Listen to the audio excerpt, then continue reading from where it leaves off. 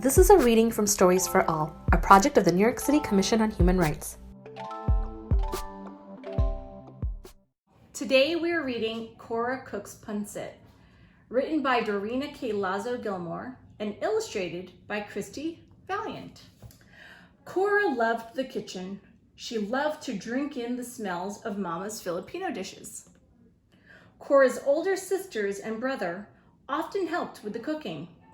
They got the grown-up jobs like shredding the chicken or mixing noodles in the pot. They sliced vegetables and rolled lumpia into tidy egg roll shapes. Cora was stuck with kid jobs, like drawing pictures in the flour or licking spoons. She longed to be a real cook. One day, Cora's 3 older sisters headed to the mall. Her brother darted outside with his ball glove. Now was her chance. Cora popped her head around the corner. "What are you making today, Mama?" Mama wiped her hands on the front of her red apron. She put her hands on her hips. "What would you like to make today?" asked Mama in her buttery voice. Cora was surprised Mama was letting her decide. She scrunched up her pug nose and began to think. All her favorite Filipino foods danced in her head. Lines of lumpia pranced in rows. Adobo chicken legs bebopped in time. She saw a large bowl of pancit. The thick noodles and vegetables curled and swirled in a dance party. Mmm.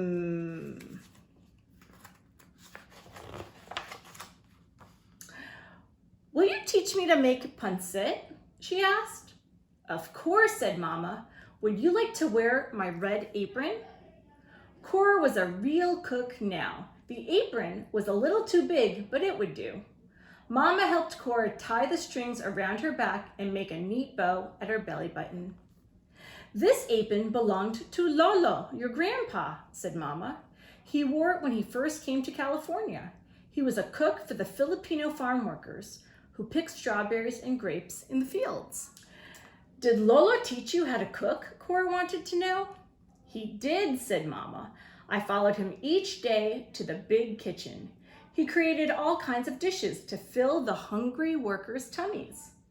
While he cooked, he told stories about the Philippines where he was born." Cora nodded as she listened. "Lola told us about the countryside where he grew up. His family harvested pineapples, bananas, and papayas. He used to eat smashed fried bananas and sweet rice wrapped in banana leaves." Cora stuffed her hands in the deep apron pockets. She imagined Mama and Lolo cooking together. She saw Lolo as a boy unwrapping the banana leaves and scooping the sweet rice from inside. Cora knew about the rules in Mama's kitchen. She scrubbed her hands with soap. Mama dug in the cupboards and refrigerator for ingredients. She listed what they needed for the pancit: chicken, celery, carrots, mushrooms, onions, baby corn, cabbage, ginger, garlic, soy sauce. "Don't forget the noodles," said Cora. "Oh yes, the noodles," said Mama.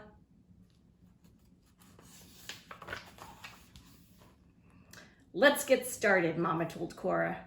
"Open the package of rice noodles and put them in this bowl of water." "Do you know why we soak them?" "So they get soft," answered Cora. "You've been paying attention," said Mama with a wink.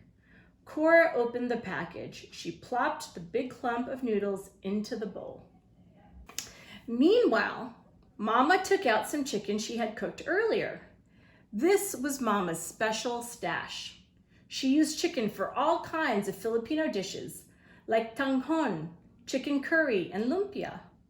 "Want to help me shred?" asked Mama. Cora's eyes grew wide. A grown-up job. She was ready. She pulled the chicken pieces apart the way her older sister Prim did. She placed them on a plate. Cora snuck a tiny bite of chicken. She rolled it to the back of her mouth before Mama noticed. The salty taste tickled her tongue.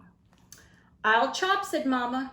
Cora arranged the vegetables in neat rows. Mama chopped celery stalks, carrots, cabbage, and onions. When Mama started slicing onions, tears ran down Cora's cheeks. She looked up and saw Mama's watery eyes. "Onions make us cry," sang Mama. They both laughed. Mama took out her huge pancit pan with the shiny copper outside and big handles. The pan was deep enough to hold all the ingredients. Cora danced on her tiptoes to see inside. Mama asked Cora to step back while she added some oil and the vegetables to the pan. The pot began to hiss and sizzle. Mama added spices too: garlic, ginger, and a splash of soy sauce. Cora loved the smell of garlic. "Can you check the noodles, Cora?" asked Mama. Cora scratched her head. She tried to remember what her sister Sarah did when she checked the noodles. Cora thought she should sniff the noodles, but she picked up the bowl too quickly. Water sloshed onto the floor. "Are you making a mess?" asked Mama with pointy eyebrows. "Silly Cora, you just need to touch the noodles with 2 fingers to see if they are soft." Mama laughed and handed Cora a towel to mop up the mess. Mama went to work straining the noodles.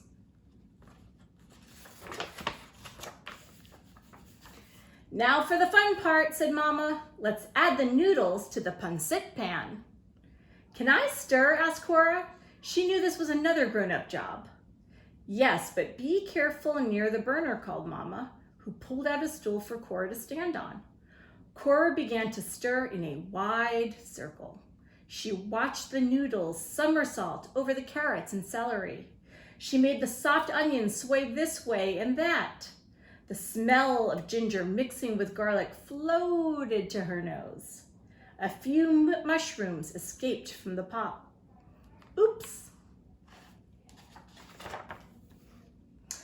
That night, Mama brought the food to the table. She set out a platter of adobo chicken, 2 plates of her special lumpia with dipping sauce, and a bowl of pineapple slices.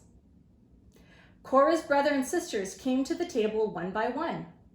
Daddy sat in his usual spot at the head of the table.